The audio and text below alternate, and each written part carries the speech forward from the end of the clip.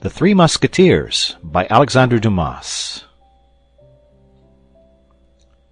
Chapter 41. The Siege of La Rochelle. The Siege of La Rochelle was one of the great political events of the reign of Louis XIII, and one of the great military enterprises of the cardinal. It is, then, interesting and even necessary that we should say a few words about it, particularly as many details of this siege are connected in too important a manner with the story we have undertaken to relate to allow us to pass it over in silence. The political plans of the cardinal when he undertook this siege were extensive.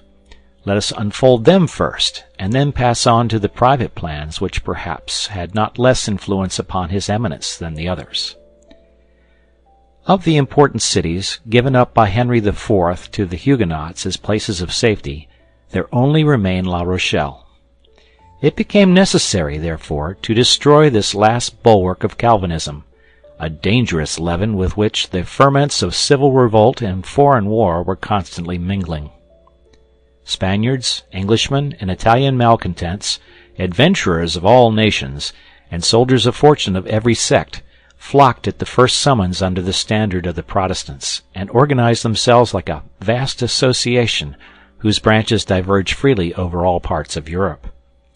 La Rochelle, which had derived a new importance from the ruin of the other Calvinist cities, was then the focus of dissensions and ambition. Moreover, its port was the last in the kingdom of France open to the English, and by closing it against England, our eternal enemy, the cardinal completed the work of Joan of Arc and the Duc de Guise. Thus, Bassompierre, who was at once Protestant and Catholic, Protestant by conviction and Catholic as commander of the Order of the Holy Ghost, Bassompierre, who was a German by birth and a Frenchman at heart, in short, Bassompierre, who had a distinguished command at the siege of La Rochelle, said, in charging at the head of several other Protestant nobles like himself, "You will see, gentlemen, that we shall be fools enough to take La Rochelle." And Bassompierre was right. The cannonade of the Isle of Ré presaged to him the dragonnades of the Cevennes. The taking of La Rochelle was the preface to the revocation of the Edict of Nantes. We have hinted that by the side of these views of the leveling and simplifying minister, which belong to history, the chronicler is forced to recognize the lesser motives of the amorous man and jealous rival. Richelieu, as everyone knows, had loved the queen. Was this love a simple political affair, or was it naturally one of those profound passions which Anne of Austria inspired in those who approached her? That we are not able to say, but at all events we have seen, by the anterior developments of this story, that Buckingham had the advantage over him, and in 2 or 3 circumstances, particularly that of the diamond studs, had, thanks to the devotedness of the Three Musketeers and the courage and conduct of D'Artagnan, cruelly mystified him. It was, then, Richelieu's object, not only to get rid of an enemy of France, but to avenge himself on a rival. But this vengeance must be grand and striking, and worthy in every way of a man who held in his hand, as his weapon for combat, the forces of a kingdom.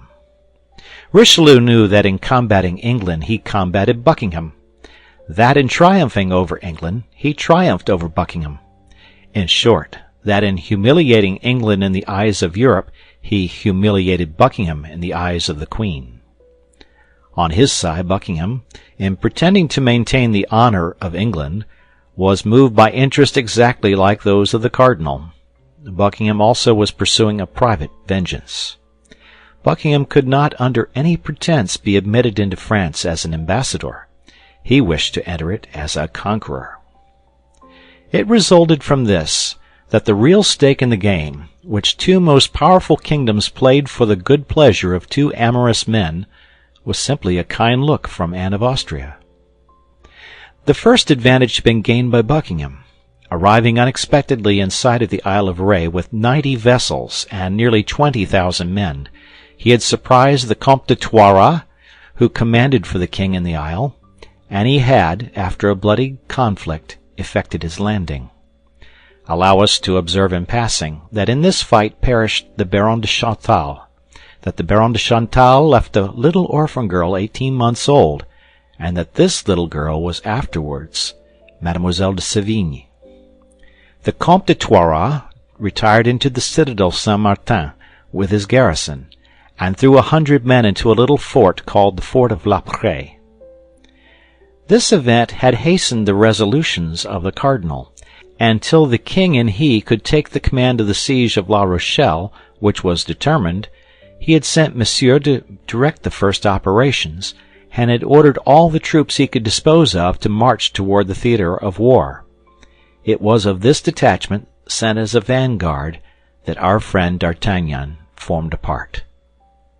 The king, as we have said, was to follow as soon as his bed of justice had been held, but on rising from his bed of justice on the 28th of June, he felt himself attacked by fever.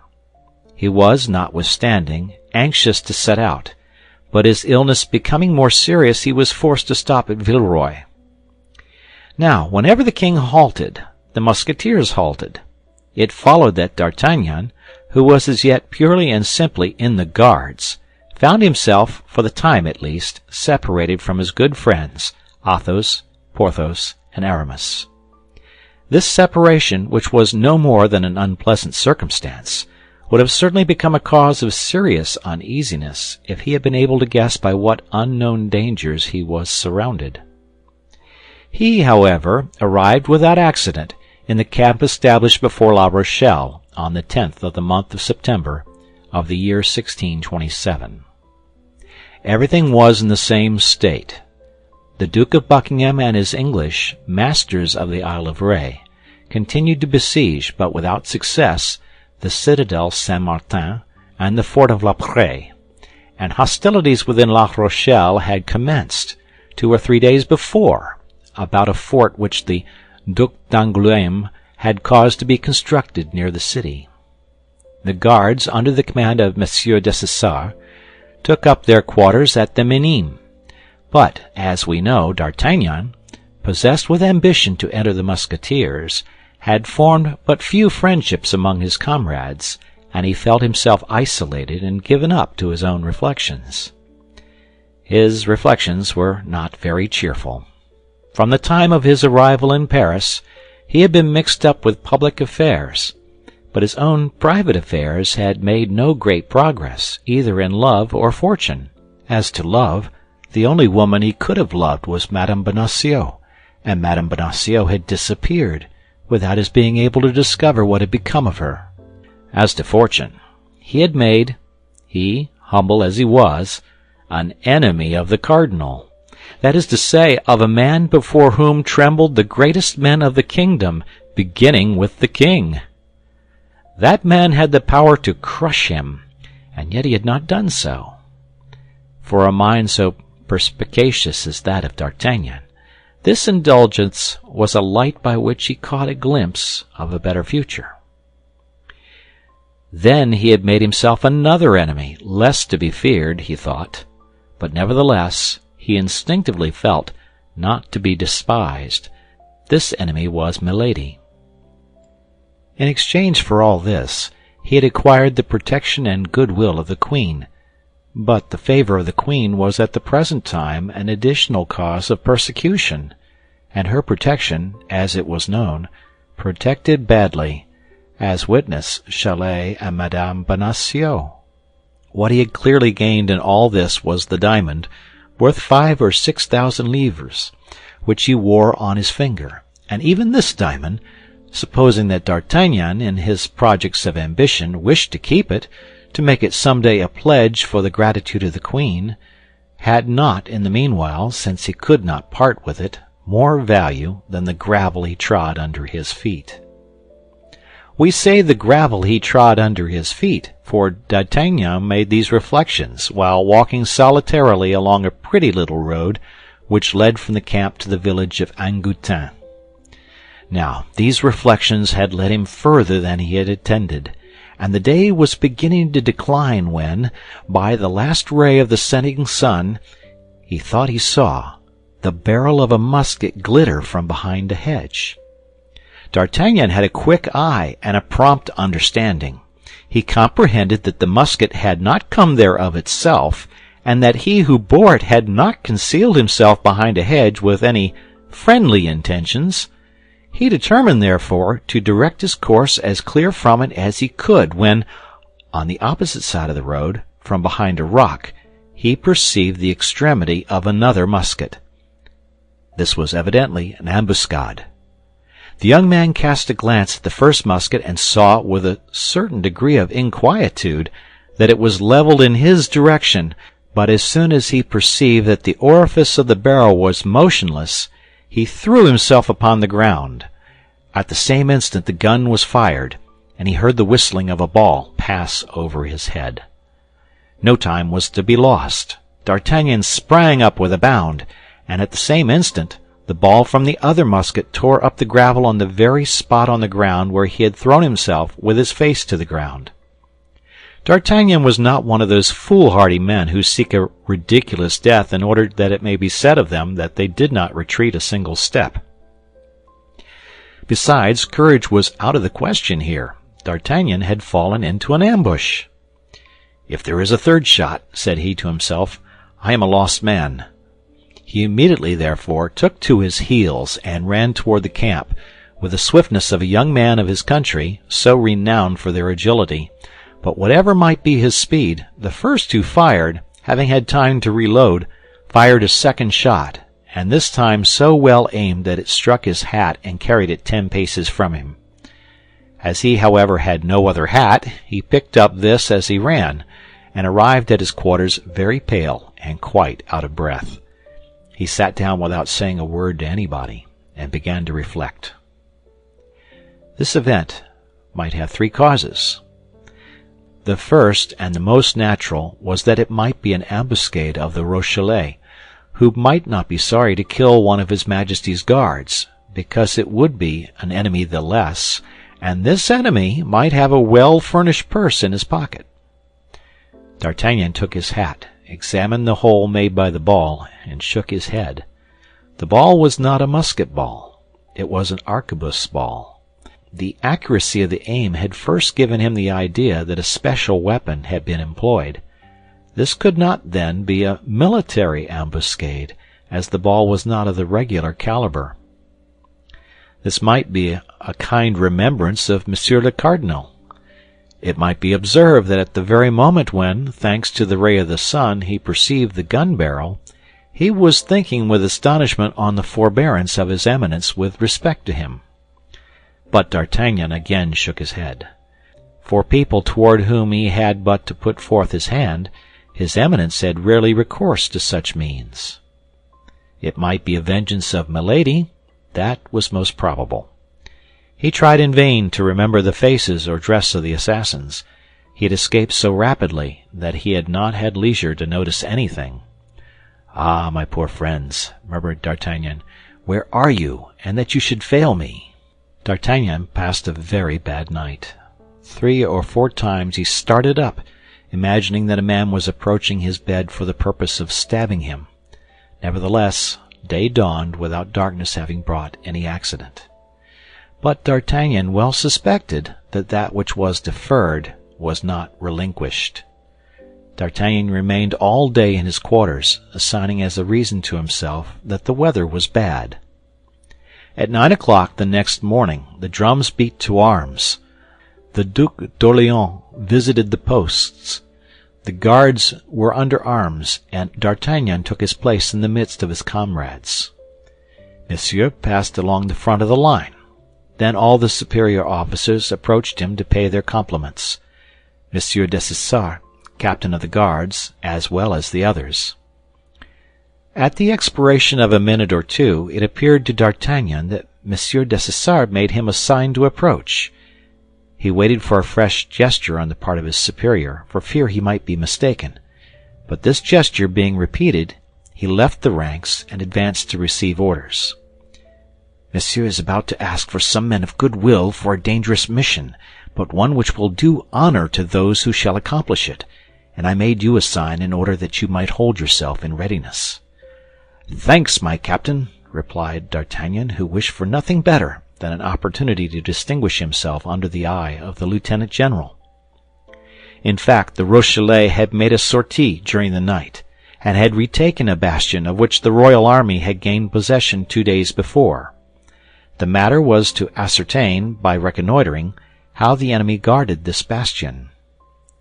At the end of a few minutes, Monsieur raised his voice, and said, "I want for this mission 3 or 4 volunteers, led by a man who can be depended upon." "As to the man to be depended upon, I have him under my hand, monsieur," said Monsieur Dessessart, pointing to D'Artagnan. "And as to the 4 or 5 volunteers, monsieur has but to make his intentions known, and the men will not be wanting." "4 men of good will who will risk being killed with me," said D'Artagnan, raising his sword. 2 of his comrades of the guards immediately sprang forward, and 2 other soldiers having joined them, the number was deemed sufficient. D'Artagnan declined all others, being unwilling to take the first chance from those who had the priority. It was not known whether, after the taking of the bastion, the Rochellais had evacuated it or left a garrison in it. The object, then, was to examine the place near enough to verify the reports. D'Artagnan set out with his 4 companions, and followed the trench. The 2 guards marched abreast with him, and the 2 soldiers followed behind. They arrived thus, screened by the lining of the trench, till they came within 100 paces of the bastion. There, on turning round, D'Artagnan perceived that the 2 soldiers had disappeared. He thought that, beginning to be afraid, they had stayed behind, and he continued to advance. At the turning of the counterscarp, they found themselves within about 60 paces of the bastion. They saw no one, and the bastion seemed abandoned. The 3 composing our forlorn hope were deliberating whether they should proceed any further, when all at once a circle of smoke enveloped the giant of stone, and a dozen balls came whistling around D'Artagnan and his companions. They knew all they wished to know. The bastion was guarded. A longer stay in this dangerous spot would have been useless imprudence. D'Artagnan and his 2 companions turned their backs and commenced a retreat, which resembled a flight. On arriving at the angle of the trench, which was to serve them as a rampart, one of the guardsmen fell. A ball had passed through his breast. The other, who was safe and sound, continued his way toward the camp. D'Artagnan was not willing to abandon his companion thus, and stooped to raise him and assist him in regaining the lines. But at this moment 2 shots were fired. One ball struck the head of the already wounded guard, and the other flattened itself against a rock, after having passed within 2 inches of D'Artagnan. The young man turned quickly round, for this attack could not have come from the bastion, which was hidden by the angle of the trench. The idea of the 2 soldiers who had abandoned him occurred to his mind, and with them he remembered the assassins of 2 evenings before. He resolved this time to know with whom he had to deal, and fell upon the body of his comrade, as if he were dead. He quickly saw 2 heads appear above an abandoned work within 30 paces of him. They were the heads of the 2 soldiers. D'Artagnan had not been deceived. These 2 men had only followed for the purpose of assassinating him, hoping that the young man's death would be placed to the account of the enemy. As he might be only wounded, and might denounce their crime, they came up to him with the purpose of making sure. Fortunately, deceived by D'Artagnan's trick, they neglected to reload their guns. When they were within 10 paces of him, D'Artagnan, who in falling had taken care not to let go his sword, sprang up close to them. The assassins comprehended that if they fled toward the camp without having killed their man, they should be accused by him. Therefore their first idea was to join the enemy. One of them took his gun by the barrel and used it as he would a club. He aimed a terrible blow at D'Artagnan, who avoided it by springing to one side, but by this movement he left a passage free to the bandit, who darted off toward the bastion. As the Rochellais who guarded the bastion were ignorant of the intentions of the man they saw coming toward them, they fired upon him, and he fell, struck by a ball which broke his shoulder. Meantime, D'Artagnan had thrown himself upon the other soldier, attacking him with his sword. The conflict was not long. The wretch had nothing to defend himself with but his discharged arquebuse. The sword of the guardsman slipped along the barrel of the now useless weapon, and passed through the thigh of the assassin, who fell. D'Artagnan immediately placed the point of his sword at his throat. "Oh, do not kill me!" cried the bandit. "Pardon, my officer! I will tell you all." "Is your secret of enough importance to me to spare your life for it?" asked the young man, withholding his arm. "Yes, if you think existence worth anything to a man of 20, as you are, and who may hope for everything, being handsome and brave as you are." "Wretch!" cried D'Artagnan, "speak quickly. Who employed you to assassinate me?" "A woman whom I don't know, but who is called Milady." "But if you don't know this woman, how do you know her name?" "My comrade knows her, and called her so. It was with him she agreed, and not with me. He even has in his pocket a letter from that person, who attaches great importance to you, as I have heard him say." "But how did you become concerned in this villainous affair?" "He proposed to me to undertake it with him, and I agreed." "And how much did she give you for this fine enterprise?" 100 louis. "Well, come," said the young man, laughing, "she thinks I am worth something. 100 louis? Well, that was a temptation for two wretches like you. I understand why you accepted it, and I grant you my pardon, but upon one condition." "What is that?" said the soldier, uneasy at perceiving that all was not over. "That you will go and fetch me the letter your comrade has in his pocket." "But," cried the bandit, "that is only another way of killing me. How can I go and fetch that letter under the fire of the bastion?" "You must nevertheless make up your mind to go and get it, or I swear you shall die by my hand." "Pardon, monsieur, pity. In the name of that young lady you love, and whom you perhaps believe dead, but who is not," cried the bandit, throwing himself upon his knees and leaning upon his hand, for he began to lose his strength with his blood. "And how do you know that there is a young woman whom I love, and that I believe that woman dead?" asked D'Artagnan. "By that letter which my comrade has in his pocket." "You see, then," said D'Artagnan, "that I must have that letter.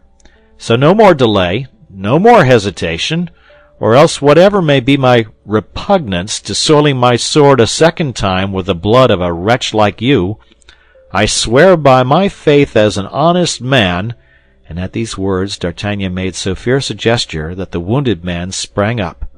"Stop! Stop!" cried he, regaining strength by force of terror. "I will go! I will go!" D'Artagnan took the soldier's arquebuse, made him go on before him, and urged him toward his companion by pricking him behind with his sword. It was a frightful thing to see this wretch, leaving a long track of blood on the ground he passed over, pale with approaching death, trying to drag himself along without being seen to the body of his accomplice, which lay 20 paces from him.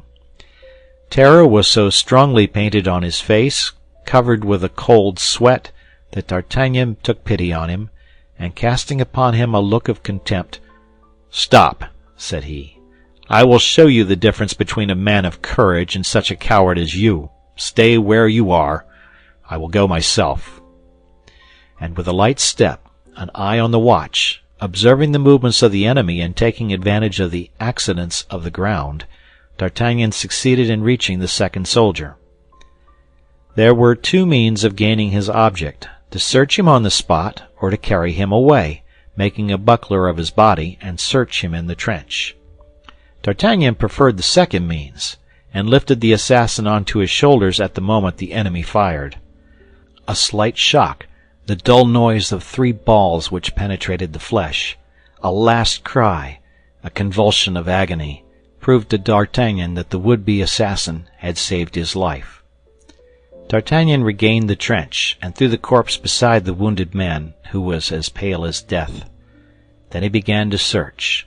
A leather pocket-book, a purse, in which was evidently a part of the sum which the bandit had received, with a dice-box and dice, completed the possessions of the dead man. He left the box and dice where they fell, threw the purse to the wounded man, and eagerly opened the pocket-book. Among some unimportant papers, he found the following letter, that which he had sought at the risk of his life. Since you have lost sight of that woman, and she is now in safety in the convent, which you should never have allowed her to reach, try at least not to miss the man. If you do, you know that my hand stretches far, and you shall pay very dearly for the 100 louis you have from me. No signature. Nevertheless, it was plain the letter came from Milady. He consequently kept it as a piece of evidence, and being in safety behind the angle of the trench, he began to interrogate the wounded man. He confessed that he had undertaken with his comrade, the same who was killed, to carry off a young woman who was to leave Paris by the Barrière de la Villette, but having stopped to drink at a cabaret, they had missed the carriage by 10 minutes. "But what were you to do with the woman?" asked D'Artagnan, with anguish. "We were to have conveyed her to a hotel in the Place Royale," said the wounded man. Yes, murmured D'Artagnan. "That's the place. Milady's own residence." Then the young man tremblingly comprehended what a terrible thirst for vengeance urged this woman on to destroy him, as well as all who loved him, and how well she must be acquainted with the affairs of the court, since she had discovered all. There could be no doubt she owed this information to the cardinal. But amid all this he perceived, with a feeling of real joy, that the queen must have discovered the prison in which poor Madame Bonacieux was explaining her devotion, and that she had freed her from that prison, and the letter he had received from the young woman, and her passage along the road of Chaillot like an apparition, were now explained. Then, also, as Athos had predicted, it became possible to find Madame Bonacieux, and a convent was not impregnable. This idea completely restored clemency to his heart. He turned toward the wounded man, who had watched with intense anxiety all the various expressions on his countenance, and holding out his arm to him said, "Come, I will not abandon you thus. Lean upon me, and let us return to the camp." "Yes," said the man, who could scarcely believe in such magnanimity. "But is it not to have me hanged?" "You have my word," said he. "For the second time I give you your life." The wounded man sank upon his knees, to again kiss the feet of his preserver. But D'Artagnan, who had no longer a motive for staying so near the enemy, abridged the testimonials of his gratitude. The guardsman who had returned at the first discharge announced the death of his 4 companions. They were therefore much astonished and delighted in the regiment when they saw the young man come back safe and sound. D'Artagnan explained the sword wound of his companion by a sortie which he had improvised. He described the death of the other soldier, and the perils they had encountered. This recital was for him the occasion of veritable triumph. The whole army talked of this expedition for a day, and Monsieur paid him his compliments upon it. Besides this, as every great action bears its recompense with it, the brave exploit of D'Artagnan resulted in the restoration of the tranquillity he had lost. In fact, D'Artagnan believed that he might be tranquil, as one of his 2 enemies was killed and the other devoted to his interests. This tranquillity proved one thing, that D'Artagnan did not yet know Milady. End of chapter. The Three Musketeers, by Alexandre Dumas. Chapter 42. The Anjou Wine. After the most disheartening news of the king's health, a report of his convalescence began to prevail in the camp, and as he was very anxious to be in person at the siege, it was said that as soon as he could mount a horse, he would set forward. Meantime, Monsieur, who knew that from one day to the other he might be expected to be removed from his command by the Duc d'Angoulême, by Bassompierre, or by Schomberg, who were all eager for his post, did but little, lost his days in wavering, and did not dare to attempt any great enterprise to drive the English from the Isle of Ré, where they still besieged the citadel Saint-Martin and the fort of La Prée, as on their side the French were besieging La Rochelle. D'Artagnan, as we have said, had become more tranquil, as always happens after a past danger, particularly when the danger seems to have vanished. He only felt one uneasiness, and that was at not hearing any tidings from his friends. But one morning at the commencement of the month of November, everything was explained to him by this letter, dated from Villeroy. Monsieur d'Artagnan, Messieurs Athos, Porthos, and Aramis, after having had an entertainment at my house, and enjoying themselves very much, created such a disturbance that the provost of the castle, a rigid man, had ordered them to be confined for some days. But I accomplished the order they have given me by forwarding to you a dozen bottles of my Anjou wine, with which they are much pleased. They are desirous that you should drink to their health in their favorite wine. I have done this, and am, monsieur, with great respect, your very humble and obedient servant, Godot, purveyor of the Musketeers. "That's all well!" cried D'Artagnan. "They think of me in their pleasures, as I think of them in my troubles. Well, I will certainly drink to their health with all my heart, but I will not drink alone." And D'Artagnan went among those guardsmen with whom he had formed greater intimacy than with the others, to invite them to enjoy with him this present of delicious Anjou wine which had been sent him from Villeroy. One of the two guardsmen was engaged that evening, and another the next, so the meeting was fixed for the day after that. D'Artagnan, on his return, sent the 12 bottles of wine to the refreshment room of the guards, with strict orders that great care should be taken of it, and then, on the day appointed, as the dinner was fixed for midday, D'Artagnan sent Planchet at 9 in the morning to assist in preparing everything for the entertainment. Planchet, very proud of being raised to the dignity of landlord, thought he would make all ready, like an intelligent man, and with this view called in the assistance of the lackey of one of his master's guests, named Fourreau, and the false soldier who had tried to kill D'Artagnan, and who, belonging to no corps, had entered into the service of D'Artagnan, or rather of Planchet, after D'Artagnan had saved his life. The hour of the banquet being come, the two guards arrived, took their places, and the dishes were arranged on the table. Planchet waited, towel on arm. Fourreau uncorked the bottles, and Brisemont, which was the name of the convalescent, poured the wine, which was a little shaken by its journey, carefully into decanters. Of this wine, the first bottle being a little thick at the bottom, Brisemont poured the lees into a glass, and D'Artagnan desired him to drink it, for the poor devil had not yet recovered his strength. The guests, having eaten the soup, were about to lift the first glass of wine to their lips, when all at once the cannon sounded from Fort Louis and Fort Neuf. The guardsmen, imagining this to be caused by some unexpected attack, either of the besieged or the English, sprang to their swords.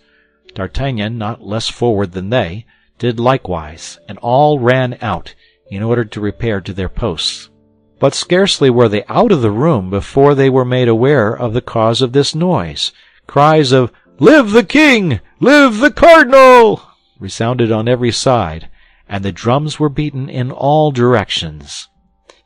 In short, the king, impatient, as has been said, had come by forced marches, and had that moment arrived with all his household and a reinforcement of 10,000 troops. His Musketeers preceded and followed him. D'Artagnan, placed in line with his company, saluted with an expressive gesture his 3 friends, whose eyes soon discovered him, and Monsieur de Tréville, who had detected him at once. Their ceremony of reception over, the 4 friends were soon in one another's arms. "Pardieu!" cried D'Artagnan. "You could not have arrived in better time. The dinner cannot have had time to get cold. Can it, gentlemen?" asked the young man, turning to the 2 guards, whom he introduced to his friends. Ah, said Porthos, "it appears we are feasting." "I hope," said Aramis, "there are no women at your dinner." "Is there any drinkable wine in your tavern?" asked Athos. "Well, pardieu, there's yours, my dear friend," replied D'Artagnan. "Our wine?" said Athos, astonished. "Yes, that you sent me." We sent you wine? You know very well, the wine from the hills of Anjou. Yes, I know what brand you are talking about. The wine you prefer. Well, in the absence of champagne and chambertin, you must content yourselves with that. And so, connoisseurs in wine as we are, we have sent you some Anjou wine, said Porthos. Not exactly. It is the wine that was sent by your order. On our account? Said the Three Musketeers. Did you send this wine, Aramis? Said Athos. No. And you, Porthos? No. And you, Athos? No. If it was not you, it was your purveyor, said D'Artagnan. Our purveyor? Yes, your purveyor Godot, the purveyor of the Musketeers. My faith! Never mind where it comes from, said Porthos. Let us taste it, and if it is good, let us drink it. No, said Athos. Don't let us drink wine which comes from an unknown source. You're right, Athos, said D'Artagnan. Did none of you charge your purveyor Godot to send me some wine? No. And yet you say he has sent some, as from us? Here is his letter, said D'Artagnan, and he presented the note to his comrades. This is not his writing, said Athos. I am acquainted with it. Before we left Villeroy, I settled the accounts of the regiment. A false letter altogether, said Porthos. We have not been disciplined. D'Artagnan, said Aramis in a reproachful tone, how could you believe that we had made a disturbance? D'Artagnan grew pale, and a convulsive trembling shook all his limbs. Thou alarmest me, said Athos, who had never used thee and thou but upon very special occasions. What has happened? Look you, my friends, cried D'Artagnan, a horrible suspicion crosses my mind. Can this be another vengeance of that woman? It was now Athos who turned pale. D'Artagnan rushed towards the refreshment room, the Three Musketeers and the 2 guards following him. The first object that met the eyes of D'Artagnan on entering the room was Brisemont, stretched upon the ground and rolling in horrible convulsions. Planchet and Fourreau, as pale as death, were trying to give him succor, but it was plain that all assistance was useless. All the features of the dying man were distorted with agony. "Ah!" cried he, on perceiving D'Artagnan. "Ah! This is frightful! You pretend to pardon me, and you poison me!" "I?" cried D'Artagnan. "I, wretch? What do you say?" "I say it was you who gave me the wine. I say that it was you who desired me to drink it. I say you wish to avenge yourself on me, and I say that it is horrible." "Do not think so, Brisemont," said D'Artagnan. "Do not think so. I swear to you. I protest." "Oh, but God is above. God will punish you. My God, grant that he may one day suffer what I suffer." "Upon the gospel," said D'Artagnan, throwing himself down by the dying man, "I swear to you that the wine was poisoned, and that I was going to drink of it as you did." "I do not believe you," cried the soldier, and he expired amid horrible tortures.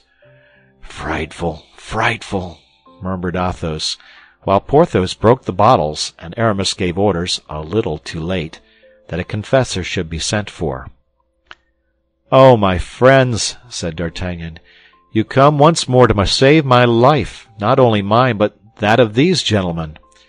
Gentlemen," continued he, addressing the guardsmen, "I request that you will be silent with regard to this adventure. Great personages may have had a hand in what you have seen, and if talked about, the evil would only recoil upon us." "Ah, monsieur!" stammered Planchet, more dead than alive.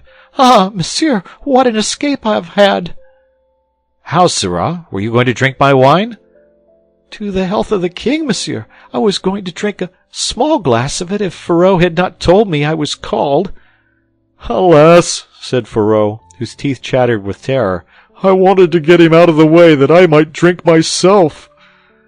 "Gentlemen," said D'Artagnan, addressing the guardsmen, You may easily comprehend that such a feast can only be very dull after what has taken place. So, accept my excuses, and put off the party till another day, I beg of you." The two guardsmen courteously accepted D'Artagnan's excuses, and perceiving that the four friends desired to be alone, retired. When the young guardsman and the three Musketeers were without witnesses, they looked at one another with an air which plainly expressed that each of them perceived the gravity of their situation. "In the first place," said Athos, "let us leave this chamber. The dead are not agreeable company, particularly when they have died a violent death." "Planchet," said D'Artagnan, "I commit the corpse of this poor devil to your care. Let him be interred in holy ground. He committed a crime, it is true, but he repented of it." And the four friends quit the room, leaving to Planchet and Fourreau the duty of paying mortuary honors to Brisemont. The hosts gave them another chamber, and served them with fresh eggs and some water, which Athos went himself to draw at the fountain. In a few words, Porthos and Aramis were posted as to the situation. "Well," said D'Artagnan to Athos, "you see, my dear friend, that this is war to the death." Athos shook his head. "Yes, yes," replied he, "I perceive that plainly. But do you really believe it is she?" "I am sure of it." "Nevertheless, I confess I still doubt." "But the fleur-de-lis on her shoulder?" "She is some English woman who has committed a crime in France, and has been branded in consequence." "Athos, she is your wife, I tell you," repeated D'Artagnan. "Only reflect how much the two descriptions resemble each other." "Yes, but I should think the other must be dead. I hanged her so effectually." It was D'Artagnan who now shook his head in his turn. "But in either case, what is to be done?" said the young man. "The fact is, one cannot remain thus, with a sword hanging eternally over his head," said Athos. "We must extricate ourselves from this position." "But how?" "Listen. You must try to see her, and have an explanation with her. Say to her, 'Peace or war? My word as a gentleman never to say anything of you, never to do anything against you. On your side, a solemn oath to remain neutral with respect to me.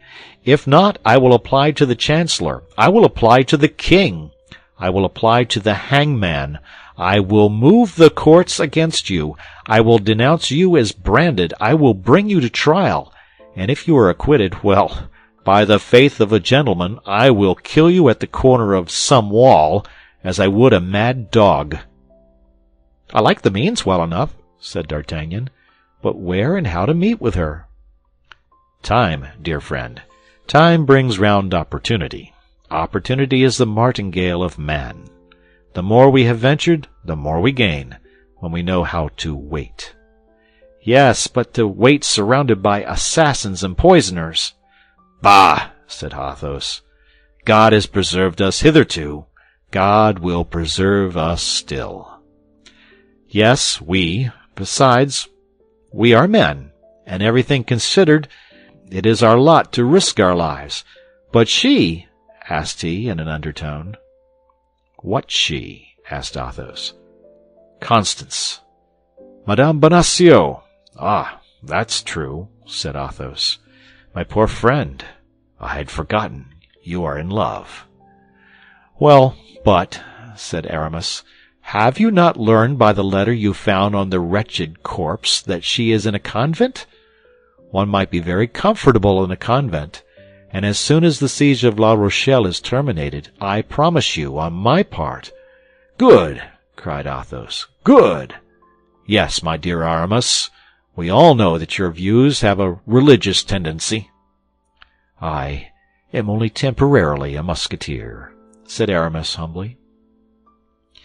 "It is some time since we heard from his mistress," said Athos in a low voice. "But take no notice. We know all about that."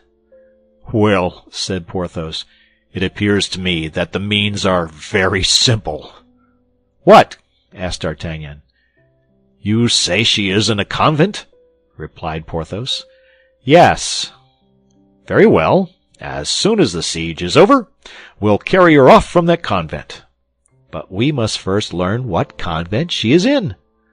Oh, that's true, said Porthos. But I think I have it, said Athos.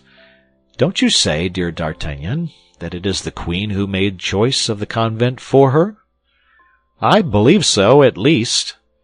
In that case, Porthos will assist us. And how so, if you please? Why, by your marchioness, your duchess, your princess. She must have a long arm. Hush, said Porthos, placing a finger on his lips. I believe her to be a cardinalist. She must know nothing of the matter. Then, said Aramis, I take upon myself to obtain intelligence of her. You, Aramis? Cried the three friends. You? And how? By the queen's almoner, to whom I am very intimately allied, said Aramis, coloring. And on this assurance, the four friends, who had finished their modest repast, separated with the promise of meeting again that evening. D'Artagnan returned to less important affairs, and the Three Musketeers repaired to the king's quarters, where they had to prepare their lodging. End of chapter. The Three Musketeers by Alexandre Dumas. Chapter 43. The Sign of the Red Dovecote. Meanwhile the king, who, with more reason than the cardinal, showed his hatred for Buckingham, although scarcely arrived, was in such a haste to meet the enemy that he commanded every disposition to be made to drive the English from the Isle of Ré, and afterward to press the siege of La Rochelle. But notwithstanding his earnest wish, he was delayed by the dissensions which broke out between Messieurs Bassompierre and Schomberg against the Duc d'Angoulême. Messieurs Bassompierre and Schomberg were marshals of France, and claimed their right of commanding the army under the orders of the king. But the cardinal, who feared that Bassompierre, a Huguenot at heart, might press but feebly the English and Rochellais, his brothers in religion, supported the Duc d'Angoulême, whom the king, at his instigation, had named lieutenant general. The result was that, to prevent Messieurs Bassompierre and Schomberg from deserting the army, a separate command had to be given to each. Bassompierre took up his quarters on the north of the city between Leu and Dompierre, the Duc d'Angoulême on the east from Dompierre to Perigny, and Monsieur de Schomberg on the south from Perigny to Angoutin. The quarters of Monsieur were at Dompierre. The quarters of the king were sometimes at Estrée, sometimes at Jarry. The cardinal's quarters were upon the downs at the bridge of La Pierre, in a simple house without any entrenchment, so that Monsieur watched Bassompierre, the king the Duc d'Angoulême, and the cardinal Monsieur de Schomberg. As soon as this organization was established, they set about driving the English from the Isle. The juncture was favorable. The English, who require above everything good eating in order to be good soldiers, only eating salt meat and bad biscuit, had many invalids in their camp. Still further, the sea, very rough at this period of the year all along the sea-coast, destroyed every day some little vessel, and the shore, from the point of l'Aiguillon to the trenches, was at every tide literally covered with the wrecks of pinnacles, roberges, and feluccas. The result was that even if the king's troops remained quietly in their camp, it was evident that one day or another Buckingham, who only continued in the Isle from obstinacy, would be obliged to raise the siege. But as Monsieur de Toiras gave information that everything was preparing in the enemy's camp for a fresh assault, the king judged that it would be best to put an end to the affair, and gave the necessary orders for decisive action. As it is not our intention to give a journal of the siege, but on the contrary only to describe such of the events of it as are connected with the story we are relating, we will content ourselves with saying in 2 words that the expedition succeeded, to the great astonishment of the king and the great glory of the cardinal. The English, repulsed foot by foot, beaten in all encounters, and defeated in the passage of the Isle of Loire, were obliged to re-embark, leaving on the field of battle 2,000 men, among whom were 5 colonels, 3 lieutenant colonels, 250 captains, 20 gentlemen of rank, 4 pieces of cannon, and 60 flags, which were taken to Paris by Claude de Saint-Simon, and suspended with great pomp in the arches of Notre-Dame. Te Deums were chanted in camp, and afterward throughout France. The cardinal was left free to carry on the siege without having, at least at the present, anything to fear on the part of the English. But it must be acknowledged this response was but momentary. An envoy of the Duke of Buckingham, named Montague, was taken, and proof was obtained of a league between the German Empire, Spain, England, and Lorraine. This league was directed against France. Still further, in Buckingham's lodging, which he had been forced to abandon more precipitately than he expected, papers were found which confirmed this alliance, and which, as the cardinal asserts in his memoirs, strongly compromised Madame de Chevreuse, and consequently the Queen. It was upon the cardinal that all the responsibility fell, for one is not a despotic minister without responsibility. All, therefore, of the vast resources of his genius were at work day and night, engaged in listening to the least report heard in any of the great kingdoms of Europe. The cardinal was acquainted with the activity, and more particularly the hatred, of Buckingham. If the league which threatened France triumphed, all his influence would be lost. Spanish policy and Austrian policy would have their representatives in the cabinet of the Louvre, where they had as yet but partisans, and he, Richelieu, the French minister, the national minister, would be ruined. The king, even while obeying him like a child, hated him as a child hates his master, and would abandon him to the personal vengeance of Monsieur and the Queen. He would then be lost, and France perhaps with him. All this must be prepared against. Courtiers, becoming every instant more numerous, succeeded one another day and night in the little house of the Bridge of La Pierre, in which the cardinal had established his residence. There were monks who wore the frock with such an ill grace that it was easy to perceive they belonged to the church militant, women, a little inconvenienced by their costume, as pages, and whose large trousers could not entirely conceal their rounded forms, and peasants with blackened hands but with fine limbs, savouring of the man of quality a league off. There were also less agreeable visits, for 2 or 3 times reports were spread that the cardinal had nearly been assassinated. It is true that the enemies of the cardinal said that it was he himself who set these bungling assassins to work, in order to have, if wanted, the right of using reprisals. But we must not believe everything ministers say, nor everything their enemies say. These attempts did not prevent the cardinal, to whom his most inveterate detractors have never denied personal bravery, from making nocturnal excursions, sometimes to communicate to the Duc d'Angoulême important orders, sometimes to confer with the king, and sometimes to have an interview with a messenger whom he did not wish to see at home. On their part, the Musketeers, who had not much to do with the siege, were not under very strict orders, and led a joyous life. It was the more easy for our 3 companions in particular, for, being friends of Monsieur de Tréville, they obtained from him special permission to be absent after the closing of the camp.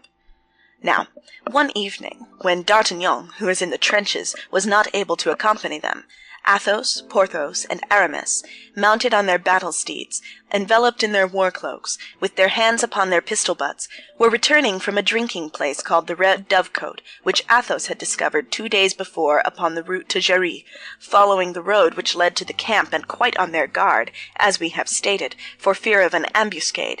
When about a quarter of a league from the village of Bosneau, they fancied they heard the sound of horses approaching them. They immediately all 3 halted, closed in, and waited, occupying the middle of the road. In an instant, and as the moon broke from behind a cloud, they saw, at a turning of the road, 2 horsemen, who on perceiving them stopped in their turn, appearing to deliberate whether they should continue their route or go back. The hesitation created some suspicion in the 3 friends, and Athos, advancing a few paces in front of the others, cried in a firm voice, "Who goes there?" "Who goes there yourselves?" replied one of the horsemen. "That is not an answer," replied Athos. "Who goes there? Answer, or we charge." "Beware of what you are about, gentlemen," said a clear voice which seemed accustomed to command. "It is some superior officer making his night round," said Athos. "What do you wish, gentlemen?" "Who are you?" said the same voice, in the same commanding tone. "Answer in your turn, or you may repent of your disobedience." "King's Musketeers," said Athos, more and more convinced that he who interrogated them had the right to do so. "What company?" "Company of Tréville." "Advance and give an account of what you are doing here at this hour." The three companions advanced rather humbly, for all were now convinced that they had to do with someone more powerful than themselves, leaving Athos the post of speaker. One of the two riders, he who had spoken second, was 10 paces in front of his companion. Athos made a sign to Porthos and Aramis also to remain in the rear, and advanced alone. "Your pardon, my officer," said Athos, "but we were ignorant with whom we had to do, and you may see that we were good guard." "Your name?" said the officer, who covered a part of his face with his cloak. "But yourself, monsieur," said Athos, who began to be annoyed by this inquisition. "Give me, I beg you, the proof that you have the right to question me." "Your name," repeated the cavalier a second time, letting his cloak fall, and leaving his face uncovered. "Monsieur the Cardinal!" cried the stupefied Musketeer. "Your name," cried his Eminence, for the 3rd time. "Athos," said the Musketeer. The Cardinal made a sign to his attendant, who drew near. "These 3 Musketeers shall follow us," said he, in an undertone. "I am not willing it should be known I have left the camp, and if they follow us, we shall be certain they will tell nobody." "We are gentlemen, monsieur," said Athos. "Require our parole, and give yourself no uneasiness. Thank God we can keep a secret." The Cardinal fixed his piercing eyes on this courageous speaker. "You have a quick ear, Monsieur Athos," said the Cardinal, "but now listen to this. It is not from mistrust I request you to follow me, but for my security. Your companions are no doubt Messieurs Porthos and Aramis." "Yes, your Eminence," said Athos, while the 2 Musketeers who had remained behind advanced hat in hand. "I know you, gentlemen," said the Cardinal. "I know you. I know you are not quite my friends, and I am sorry you are not so. But I know you are brave and loyal gentlemen, and that confidence may be placed in you. Monsieur Athos, do me then the honor to accompany me, you and your 2 friends, and then I shall have an escort to excite envy in his Majesty, if we should meet him." The 3 Musketeers bowed to the necks of their horses. "Well, upon my honor," said Athos, "your Eminence is right in taking us with you. We have seen several ill-looking faces on the road, and we have even had a quarrel at the Red Dovecote with 4 of those faces." "A quarrel? And what for, gentlemen?" said the Cardinal. "You know I don't like quarrelers. And that is the reason why I have the honor to inform your Eminence of what has happened, for you might learn it from others, and upon a false account believe us to be in fault." "What have been the results of your quarrel?" said the Cardinal, knitting his brow. "My friend Aramis here has received a slight sword wound in the arm, but not enough to prevent him, as your Eminence may see, from mounting to the assault tomorrow, if your Eminence orders an escalade." "But you are not the men to allow sword wounds to be inflicted upon you thus," said the Cardinal. "Come, be frank, gentlemen. You have settled accounts with somebody. Confess, you know I have the right of giving absolution." "I, monsieur?" said Athos. "I did not even draw my sword, but I took him who offended me round the body and threw him out of the window. It appears that in falling," continued Athos, with some hesitation, "he broke his thigh." "Aha!" said the Cardinal. "And you, Monsieur Porthos?" "I, monsieur, knowing that duelling is prohibited, I seized a bench, and gave one of those brigands such a blow that I believe his shoulder is broken." "Very well," said the Cardinal. "And you, Monsieur Aramis?" "Monseigneur, being of a very mild disposition, and being likewise, of which Monseigneur is perhaps not aware, about to enter into orders, I endeavoured to appease my comrades, when one of those wretches gave me a wound with my sword, treacherously, across my left arm.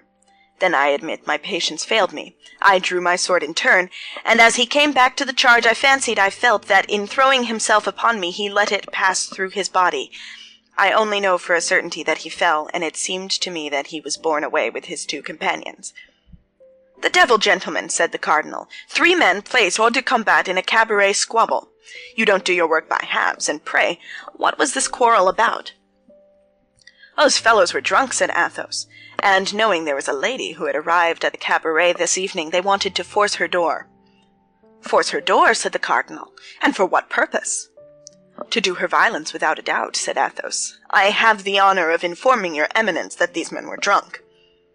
"And was this lady young and handsome?" asked the Cardinal, with a certain degree of anxiety.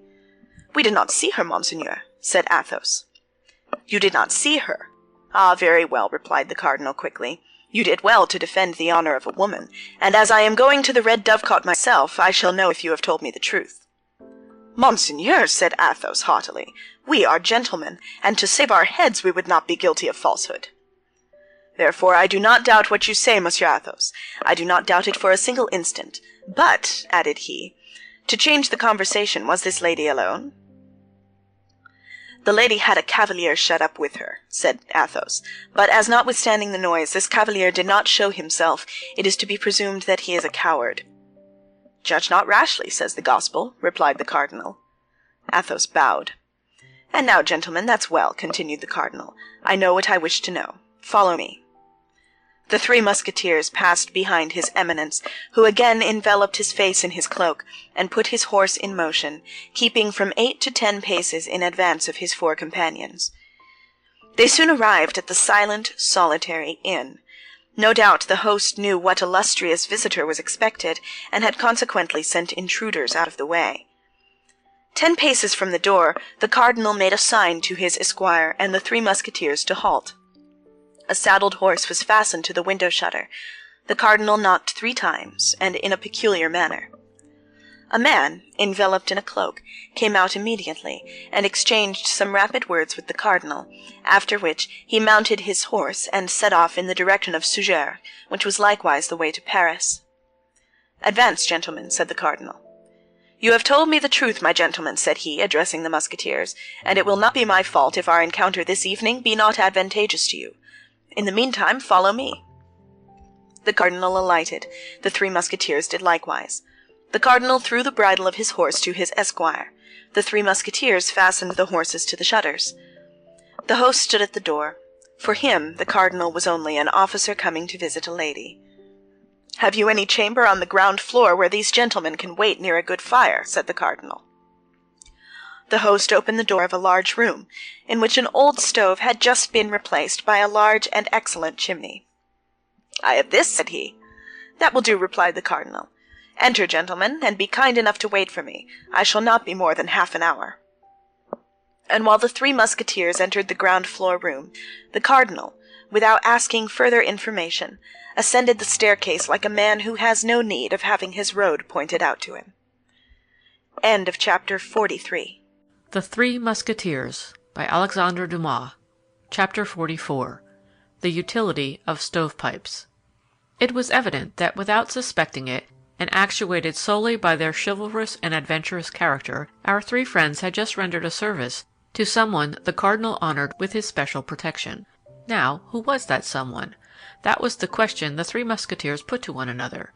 Then, seeing that none of their replies could throw any light on the subject, Porthos called the host and asked for dice. Porthos and Aramis placed themselves at the table and began to play. Athos walked about in a contemplative mood.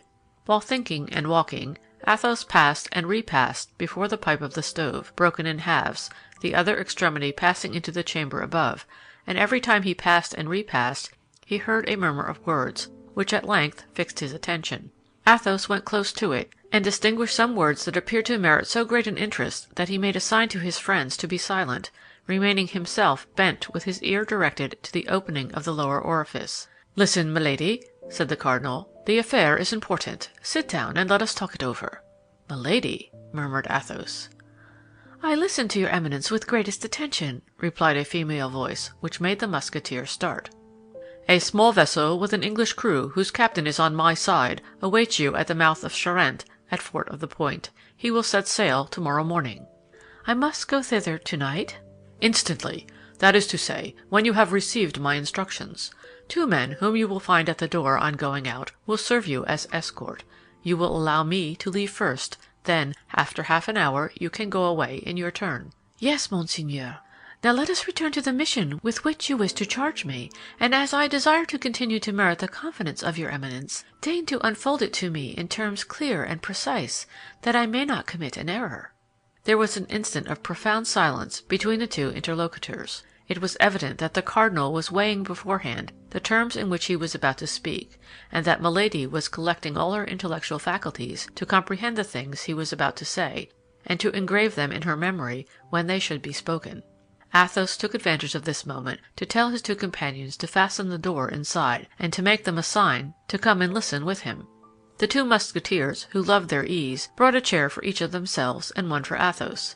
All 3 sat down with their heads together and their ears on the alert. You will go to London," continued the cardinal. "Arrived in London, you will seek Buckingham." "I beg your Eminence to observe," said Milady, "that since the affair of the diamond studs, about which the Duke always suspected me, his Grace distrusts me." "Well, this time," said the cardinal, "it is not necessary to steal his confidence, but to present yourself frankly and loyally as a negotiator." "Frankly and loyally," repeated Milady, with an unspeakable expression of duplicity. "Yes, frankly and loyally," replied the cardinal in the same tone. "All this negotiation must be carried on openly." "I will follow your Eminence's instruction to the letter. I only wait till you give them."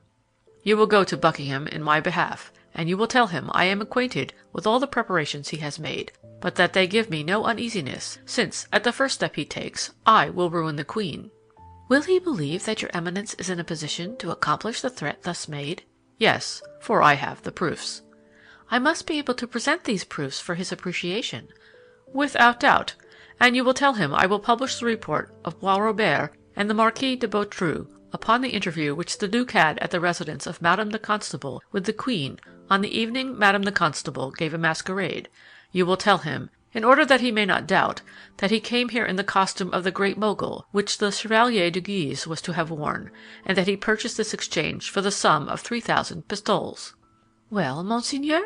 "All the details of his coming into and going out of the palace, on the night when he introduced himself in the character of an Italian fortune-teller, you will tell him, that he may not doubt the correctness of my information, that he had under his cloak a large white robe dotted with black tears, death's heads, and crossbones. For in case of a surprise he was to pass for the phantom of the White Lady who, as all the world knows, appears at the Louvre every time any great event is impending." "Is that all, Monseigneur?" "Tell him also that I am acquainted with all the details of the adventure at Amiens, that I will have a little romance made of it, wittily turned, with a plan of the garden and portraits of the principal actors in that nocturnal romance." "I will tell him that." "Tell him further that I hold Montague in my power, that Montague is in the Bastille, that no letters were found upon him, it is true, but that torture may make him tell much of what he knows, and even what he does not know." "Exactly." "Then add that his Grace has, in the precipitation with which he quit the Ile de Ré, forgotten and left behind him in his lodging a certain letter from Madame de Chevreuse, which singularly compromises the Queen, inasmuch as it proves not only that Her Majesty can love the enemies of the King, but that she can conspire with the enemies of France. You recollect perfectly all I have told you, do you not?" "Your Eminence will judge. The ball of Madame the Constable, the night at the Louvre, the evening at Amiens, the arrest of Montague, the letter of Madame de Chevreuse." "That's it," said the cardinal, "that's it. You have an excellent memory, Milady." "But," resumed she, to whom the cardinal addressed this flattering compliment, "if, in spite of all these reasons, the Duke does not give way and continues to menace France?" "The Duke is in love to madness, or rather to folly," replied Richelieu, with great bitterness. "Like the ancient paladins, he has only undertaken this war to obtain a look from his lady love. If he becomes certain that this war will cost the honor, and perhaps the liberty of the lady of his thoughts, as he says, I will answer for it, he will look twice." "And yet," said Milady, with a persistence that proved she wished to see clearly to the end of the mission with which she was about to be charged, "if he persists—" "If he persists," said the cardinal, "that is not probable." "It is possible," said Milady. "If he persists—" His Eminence made a pause and resumed. "If he persists, well, then I shall hope for one of those events which change the destinies of states." "If your Eminence would quote to me some one of these events in history," said Milady, "perhaps I should partake of your confidence as to the future." "Well, here, for example," said Richelieu, "when, in 1610, for a cause similar to that which moves the Duke, King Henry IV, of glorious memory, was about at the same time to invade Flanders and Italy, in order to attack Austria on both sides. Well, did not there happen an event which saved Austria? Why should not the King of France have the same chance as the Emperor?" "Your Eminence means, I presume, the knife stab in the Rue de la Ferronnerie?" "Precisely," said the cardinal. "Does not your Eminence fear that the punishment inflicted upon Ravaillac may deter anyone who might entertain the idea of imitating him?" "There will be, in all times and in all countries, particularly if religious divisions exist in those countries, fanatics who ask nothing better than to become martyrs. Aye, and observe, it just occurs to me that the Puritans are furious against Buckingham, and their preachers designate him as the Antichrist." "Well?" said Milady. "Well, continued the cardinal in an indifferent tone. "The only thing to be sought for at this moment is some woman, handsome, young, and clever, who has cause of quarrel with the duke. The duke has had many affairs of gallantry, and if he has fostered his amours by promises of eternal constancy, he must likewise have sown the seeds of hatred by his eternal infidelities." "No doubt," said Milady coolly, "such a woman may be found." "Well, such a woman, who would place the knife of Jacques Clement or of Ravaillac in the hands of a fanatic, would save France." "Yes, but she would then be the accomplice of an assassination." "Were the accomplices of Ravaillac or of Jacques Clement ever known?" "No, for perhaps they were too high placed for anyone to dare look for them where they were. The Palace of Justice would not be burned down for everybody, Monseigneur." "You think, then, that the fire at the Palace of Justice was not caused by chance?" asked Richelieu, in the tone with which he would have put a question of no importance. "I, Monseigneur?" replied Milady. "I think nothing. I quote a fact, that is all. Only I say that if I were named Madame de Montpensier or the Queen Marie de Médicis, I should use less precautions than I take, being simply called Milady Clarique." "That is just," said Richelieu. "What do you require, then?" "I require an order which would ratify beforehand all that I should think proper to do for the greatest good of France." "But, in the first place, this woman I have described must be found who is desirous of avenging herself upon the duke." "She is found," said Milady. "Then the miserable fanatic must be found who will serve as an instrument of God's justice." "He will be found." "Well," said the cardinal, "then it will be time to claim the order which you just now required."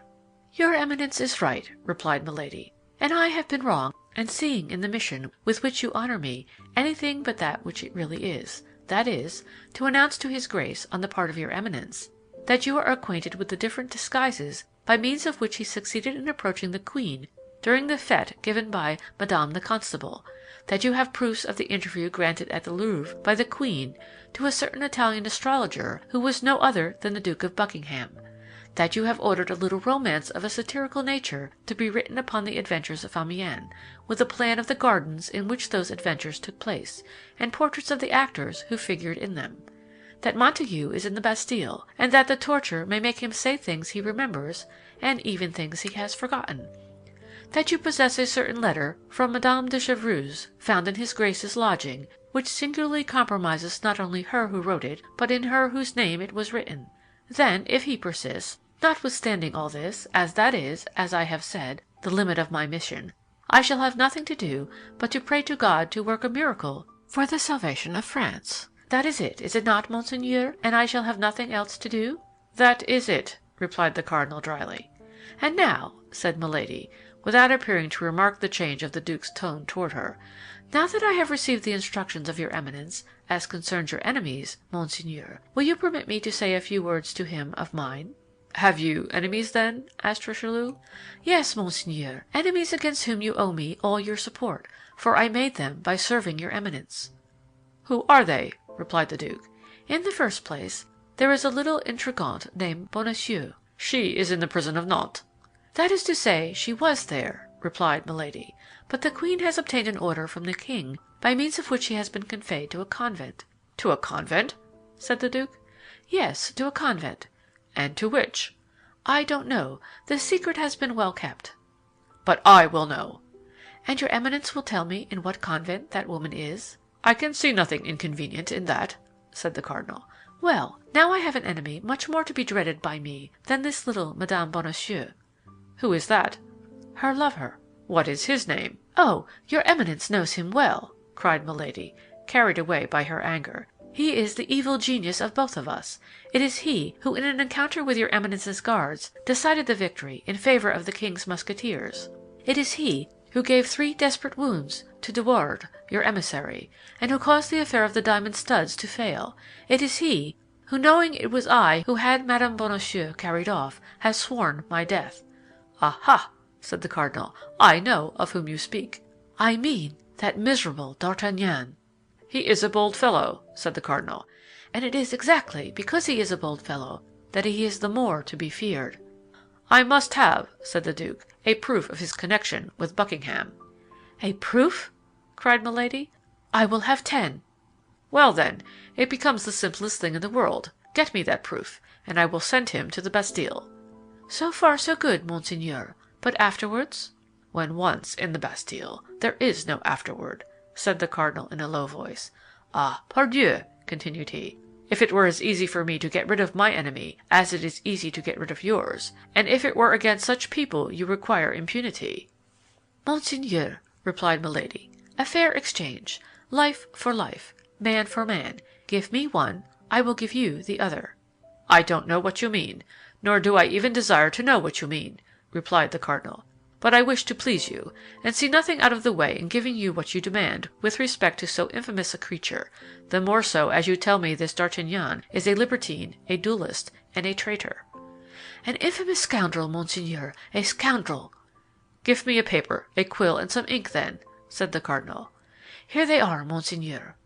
There was a moment of silence, which proved that the cardinal was employed in seeking the terms in which he should write the note, or else in writing it. Athos, who had not lost a word of the conversation, took his two companions by the hand and led them to the other end of the room. "Well," said Porthos, "what do you want, and why do you not let us listen to the end of the conversation?" "Hush!" said Athos, speaking in a low voice. "We have heard all it was necessary we should hear. Besides, I don't prevent you from listening, but I must be gone." "You must be gone," said Porthos, "and if the cardinal asks for you, what answer can we make?" "You will not wait till he asks. You will speak first, and tell him that I am gone on the lookout, because certain expressions of our host have given me reason to think the road is not safe. I will say 2 words about it to the cardinal's esquire likewise. The rest concerns myself. Don't be uneasy about that." "Be prudent, Athos," said Aramis. "Be easy on that head," replied Athos. "You know I am cool enough." Porthos and Aramis resumed their places by the stovepipe. As to Athos, he went out without any mystery, took his horse, which was tied with those of his friends to the fastenings of the shutters, in 4 words convinced the attendant of the necessity of a vanguard for their return, carefully examined the priming of his pistols, drew his sword, and took, like a forlorn hope, the road to the camp. End of chapter 44. The Three Musketeers, by Alexandre Dumas. Chapter 45. A Conjugal Scene. As Athos had foreseen, it was not long before the cardinal came down. He opened the door of the room in which the musketeers were, and found Porthos playing an earnest game of dice with Aramis. He cast a rapid glance around the room, and perceived that one of his men was missing. "What has become of Monseigneur Athos?" asked he. "Monseigneur," replied Porthos, "he has gone as a scout on account of some words of our host, which made him believe the road was not safe." "And what have you done, Monsieur Porthos?" "I have won 5 pistoles of Aramis." "Well, now will you return with me?" "We are at your Eminence's orders." "To horse then, gentlemen, for it is getting late." The attendant was at the door, holding the cardinal's horse by the bridle. At a short distance, a group of 2 men and 3 horses appeared in the shade. These were the 2 men who were to conduct Milady to the fort of the Point, and superintend her embarkation. The attendant confirmed to the cardinal what the 2 musketeers had already said with respect to Athos. The cardinal made an approving gesture, and retraced his route with the same precautions he had used in coming. "Let us leave him to follow the road to the camp protected by his esquire and the 2 musketeers, and return to Athos."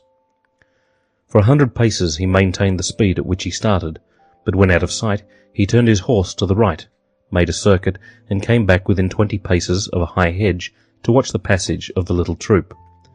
Having recognized the laced hats of his companions and the golden fringe of the cardinal's cloak, he waited till the horsemen had turned the angle of the road, and having lost sight of them, he returned at a gallop to the inn, which was opened to him without hesitation.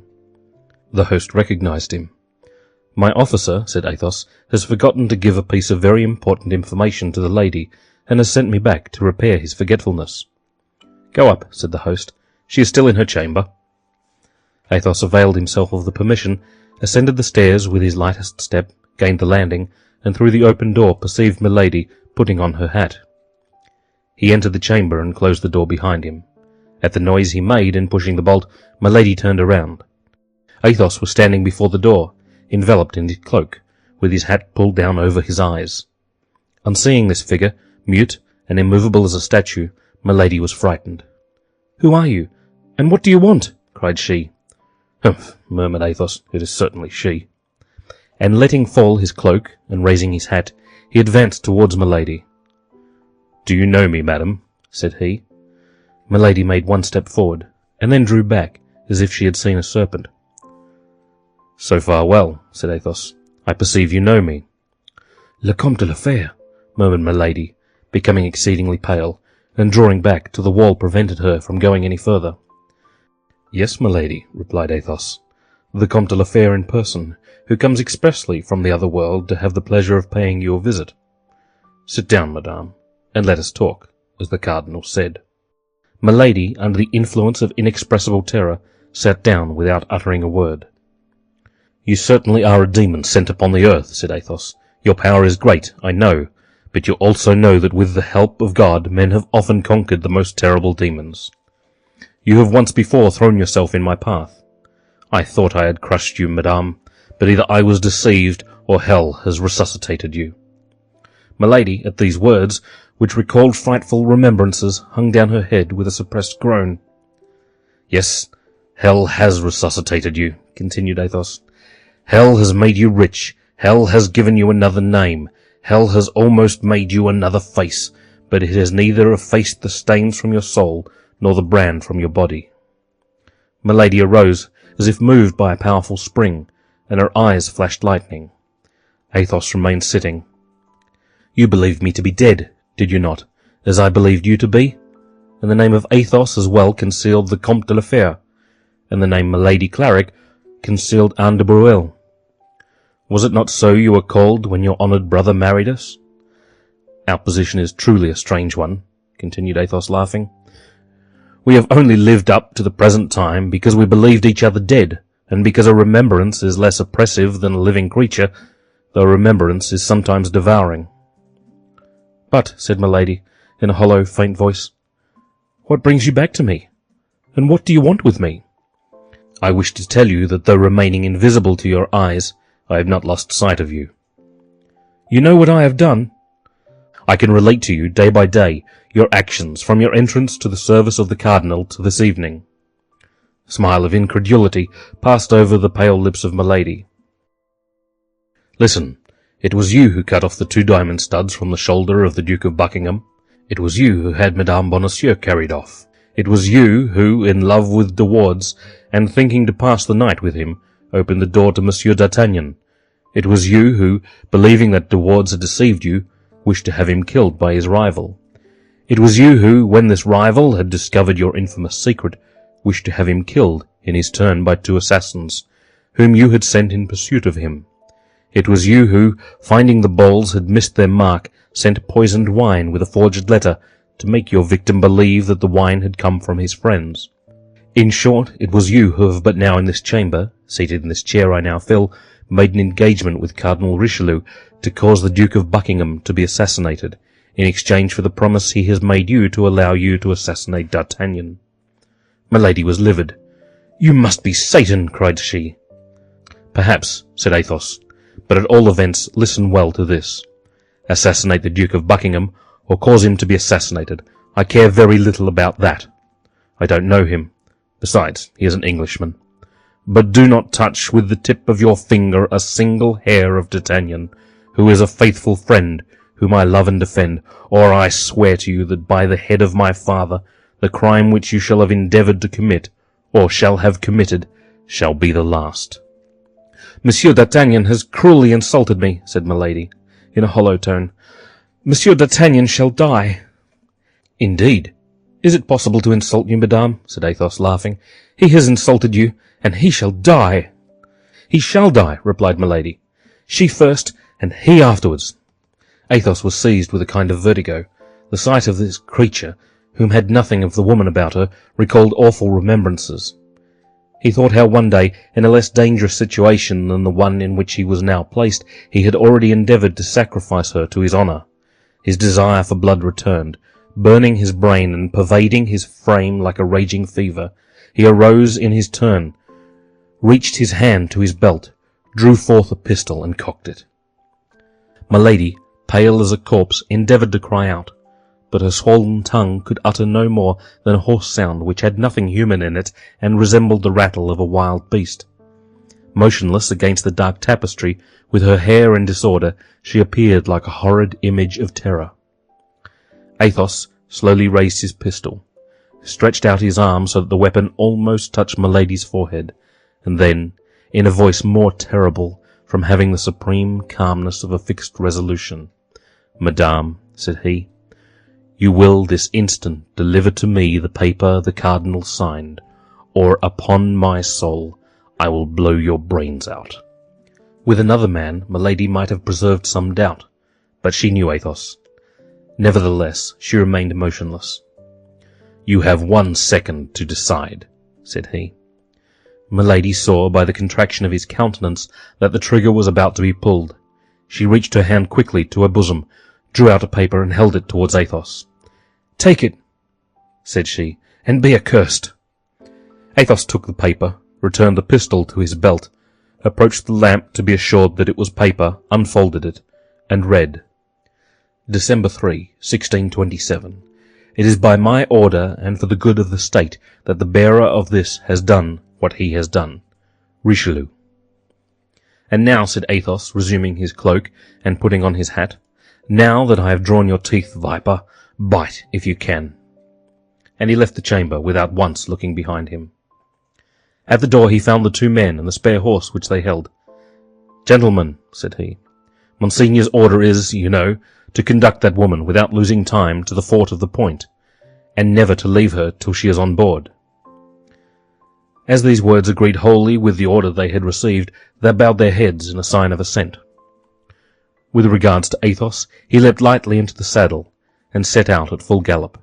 Only instead of following the road, he went across the fields, urging his horse to the utmost, and stopping occasionally to listen. In one of those halts, he heard the steps of several horses on the road. He had no doubt it was the cardinal and his escort. He immediately made a new point in advance, rubbed his horse down with some heath and leaves of trees, and placed himself across the road, about 200 paces from the camp. "Who goes there?" cried he, as soon as he perceived the horseman. "That is our brave musketeer, I think," said the cardinal. "Yes, Monseigneur," said Porthos, "it is he." "Monsieur Athos," said Richelieu, "receive my thanks for the good guard you have kept. Gentlemen, we are arrived. Take the gate on the left. The watchword is King and Re." Saying these words, the cardinal saluted the 3 friends with an inclination of his head, and took the right hand, followed by his attendant, for that night he himself slept in the camp. "Well," said Porthos and Aramis together, as soon as the cardinal was out of hearing. "Well, he signed the paper she required." "I know it," said Athos coolly, "since here it is." And the 3 friends did not exchange another word till they reached their quarters, except to give the watchword to the sentinels. Only they sent Mousqueton to tell Planchet that his master was requested, the instant that he left the trenches, to come to the quarters of the Musketeers. Milady, as Athos had foreseen, on finding the 2 men that awaited her, made no difficulty in following them. She had had for an instant an inclination to be reconducted to the cardinal, and relate everything to him, but a revelation on her part would bring about a revelation on the part of Athos. She might say that Athos had hanged her, but then Athos would tell that she was branded. She thought it was best to preserve silence, to discreetly set off to accomplish her difficult mission with her usual skill, and then, all things being accomplished to the satisfaction of the cardinal, to come to him and claim her vengeance. In consequence, after having travelled all night, at 7 o'clock she was at the fort of the Point, at 8 o'clock she had embarked, and at 9 the vessel, which with letters of marque from the cardinal was supposed to be sailing for Bayonne, raised anchor and steered its course towards England. End of chapter. The Three Musketeers by Alexandre Dumas. Chapter 46. The Bastion Saint-Gervais. On arriving at the lodgings of his 3 friends, D'Artagnan found them assembled in the same chamber. Athos was meditating, Porthos was twisting his mustache, Aramis was saying his prayers in a charming little book of hours bound in blue velvet. "Pardieu, gentlemen," said he, "I hope what you have to tell me is worth the trouble, or else, I warn you, I will not pardon you for making me come here instead of getting a little rest after a night spent in taking and dismantling a bastion. Why were you not there, gentlemen? It was warm work." "We were in a place where it was not very cold," replied Porthos, giving his mustache a twist, which was peculiar to him. "Hush," said Athos. "Oh," said D'Artagnan, comprehending the slight frown of the Musketeer, "it appears there is something fresh aboard." "Aramis," said Athos, You went to breakfast the day before yesterday at the inn of the Parpelot, I believe. Yes. How did you fare? For my part, I ate but little. The day before yesterday was a fish day, and they had nothing but meat. What? Said Athos. No fish at a seaport? They say, said Aramis, resuming his pious reading, that the dike which the cardinal is making drives them all out into the open sea. But that is not quite what I mean to ask you, Aramis, replied Athos. I want to know if you were left alone and nobody interrupted you. Why, I think there were not many intruders. Yes, Athos, I know what you mean. We shall do very well at the Parpelot. Let us go to the Parpelot, then, for here the walls are like sheets of paper. D'Artagnan, who was accustomed to his friend's manner of acting, and who perceived immediately, by a word, a gesture, or a sign from him, that the circumstances were serious, took Athos's arm and went out without saying anything. Porthos followed, chatting with Aramis. On their way they met Grimaud. Athos made him a sign to come with them. Grimaud, according to custom, obeyed in silence. The poor lad had nearly come to the pass of forgetting how to speak. They arrived at the drinking room of the Parpelot. It was 7 o'clock in the morning, and daylight began to appear. The three friends ordered breakfast, and went into a room in which the host said they would not be disturbed. Unfortunately, the hour was badly chosen for a private conference. The morning drum had just been beaten, everyone shook off the drowsiness of night, and to dispel the humid morning air came to take a drop at the inn. Dragoons, Swiss, guardsmen, musketeers, light horsemen succeeded one another with a rapidity which might answer the purpose of the host very well, but agreed badly with the views of the four friends. Thus they applied very curtly to the salutations, healths, and jokes of their companions. I see how it will be, said Athos. We shall get into some pretty quarrel or other, and we have no need of one just now. D'Artagnan, tell us what sort of a night you have had, and we will describe ours afterward. Ah, yes, said a light horseman, with a glass of brandy in his hand, which he slipped slowly. I hear you gentlemen of the guards have been in the trenches tonight, and that you did not get much the best of the Rochellais. D'Artagnan looked at Athos to know if he ought to reply to this intruder, who thus mixed unasked in their conversation.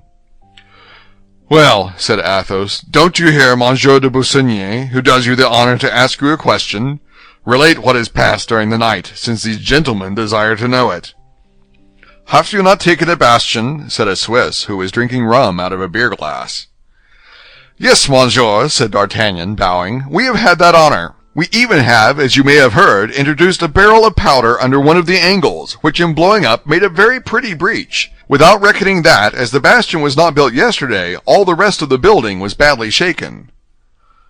And what bastion is it? Asked a dragoon, with his saber run through a goose which he was taking to be cooked.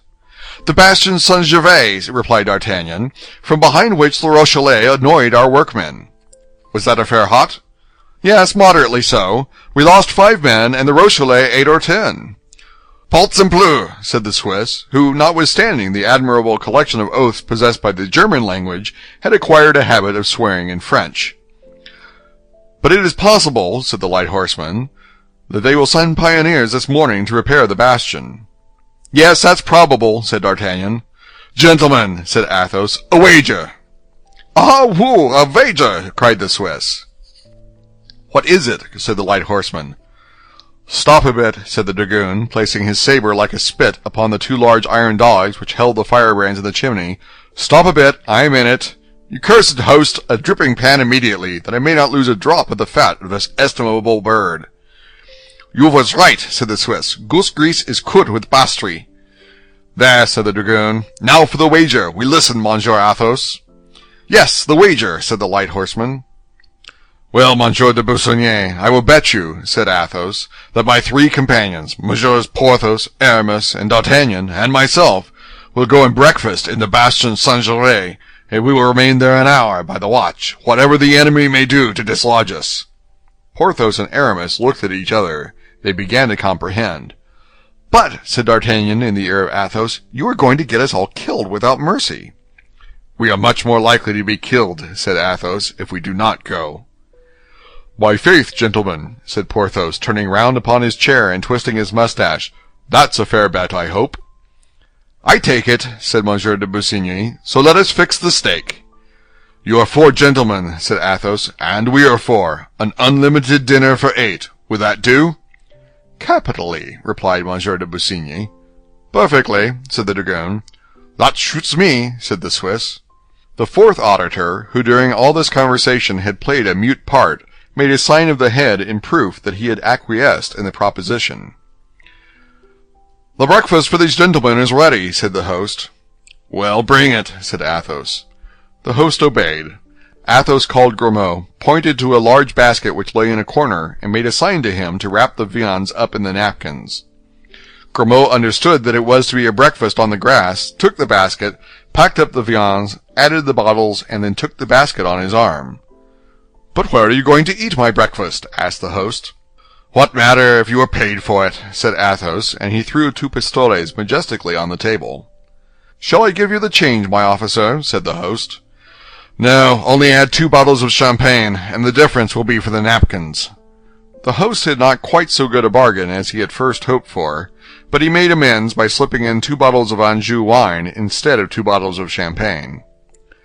"Monsieur de Busigny," said Athos, "will you be so kind as to sit your watch with mine, or permit me to regulate mine by yours?" "Which you please, monsieur," said the light horseman, drawing from his fob a very handsome watch, studded with diamonds. 7:30. 35 minutes after 7, said Athos, "by which you perceive I am 5 minutes faster than you." And bowing to all the astonished persons present, the young men took the road to the Bastion Saint-Gervais, followed by Grimaud, who carried the basket, ignorant of where he was going, but in the passive obedience which Athos had taught him, not even thinking of asking. As long as they were within the circle of the camp, the 4 friends did not exchange one word. Besides, they were followed by the curious, who, hearing of the wager, were anxious to know how they would come out of it. But once they passed the line of circumvallation and found themselves in the open plain, D'Artagnan, who was completely ignorant of what was going forward, thought it was time to demand an explanation. "And now, my dear Athos," said he, "do me the kindness to tell me where we are going." "Why, you see plainly enough we are going to the Bastion." "But what are we going to do there?" "You know well that we go to breakfast there." "But why did we not breakfast at the Parpaillot?" "Because we have very important matters to communicate to one another, and it was impossible to talk 5 minutes in that inn without being annoyed by all those importunate fellows who keep coming in, saluting you and addressing you. Here, at least," said Athos, pointing to the Bastion, "they will not come and disturb us." "It appears to me," said D'Artagnan, with that prudence which allied itself in him so naturally with excessive bravery, "that we could have found some retired place on the downs or the seashore." "Where we should have been seen, all 4 conferring together, so that at the end of a quarter of an hour the cardinal would have been informed by his spies that we were holding a council." "Yes," said Aramis, "Athos is right. Animam advertuntur in desertis." "A desert would not have been amiss," said Porthos, "but it behooved us to find it." "There is no desert where a bird cannot pass over one's head, where a fish cannot leap out of the water, where a rabbit cannot come out of its burrow, and I believe that bird, fish, and rabbit each becomes a spy of the cardinal. Better, then, pursue our enterprise, from which, besides, we cannot retreat without shame. We have made a wager which could not have been foreseen, and of which I defy anyone to divine the true cause. We are going, in order to win it, to remain an hour in the Bastion. Either we shall be attacked, or not. If we are not, we shall have all the time to talk, and nobody will hear us, for I guarantee the walls of the Bastion have no ears. If we are, we will talk of our affairs just the same. Moreover, in defending ourselves, we shall cover ourselves with glory. You see that everything is to our advantage." "Yes," said D'Artagnan, "but we shall indubitably attract a ball." "Well, my dear," replied Athos, "you know well that the balls most to be dreaded are not from the enemy." "But for such an expedition we surely ought to have brought our muskets." "You are stupid, friend Porthos. Why should we load ourselves with a useless burden?" "I don't find a good musket, 12 cartridges, and a powder flask very useless in the face of an enemy." "Well," replied Athos, "have you not heard what D'Artagnan said?" "What did he say?" demanded Porthos. "D'Artagnan said that in the attack of last night 8 or 10 Frenchmen were killed and as many Rochellais." "What then?" "The bodies were not plundered, were they? It appears the conquerors had something else to do." "Well?" Well, we shall find their muskets, their cartridges, and their flasks, and instead of 4 musketoons and 12 balls, we shall have 15 guns and 100 charges to fire." "Oh, Athos," said Aramis, "truly you are a great man." Porthos nodded in sign of agreement. D'Artagnan alone did not seem convinced. Grimaud no doubt shared the misgivings of the young man, for seeing that they continued to advance toward the bastion, something he had till then doubted, he pulled his master by the skirt of his coat. "Where are we going?" asked he by a gesture. Athos pointed to the bastion. "But," said Grimaud in the same silent dialect, "we shall leave our skins there." Athos raised his eyes and his finger toward heaven. Grimaud put his basket on the ground and sat down with a shake of the head. Athos took a pistol from his belt, looked to see if it was properly primed, cocked it, and placed the muzzle close to Grimaud's ear. Grimaud was on his legs again as if by a spring. Athos then made him a sign to take up his basket and to walk on first. Grimaud obeyed. All that Grimaud gained by this momentary pantomime was to pass from the rear guard to the vanguard. Arrived at the bastion, the 4 friends turned round. More than 300 soldiers of all kinds were assembled at the gate of the camp, and in a separate group might be distinguished Monsieur de Busigny, the dragoon, the Swiss, and the 4th better. Athos took off his hat, placed it on the end of his sword, and waved it in the air. All the spectators returned him his salute, accompanying this courtesy with a loud hurrah which was audible to the 4, after which all 4 disappeared in the bastion, whither Grimaud had preceded them. End of chapter 46.